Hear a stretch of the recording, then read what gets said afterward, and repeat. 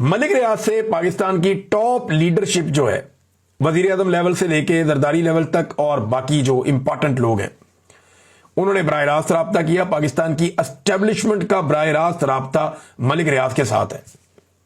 ये अगर किसी को लगता है राब्ता नहीं है तो ये गलत बात है। मलिक रियाज के साथ इन सब का राब्ता है।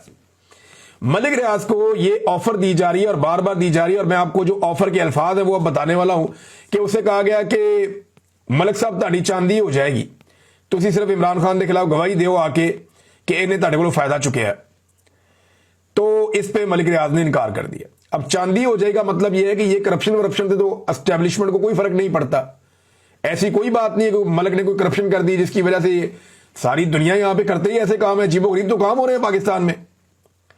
तो ये करप्शन का मामला नहीं है, मामला है इमरान खान के खिलाफ गवाही का, और मलिक रियाज ने उससे इनकार कर दिया। और मुझे एक बंदे ने बताया कि मलिक रियाज ने हल्फन कहा है पाकिस्तान की हुकूमत को और एस्टेब्लिशमेंट को कि मैं आपको हल्फन कहता हूं कि इमरान खान ने मेरे से कोई फायदा नहीं लिया और ना वो कोई जाती फायदा मेरे से लेना चाहता था और ना मेरी और उसकी ऐसी कोई डील थी।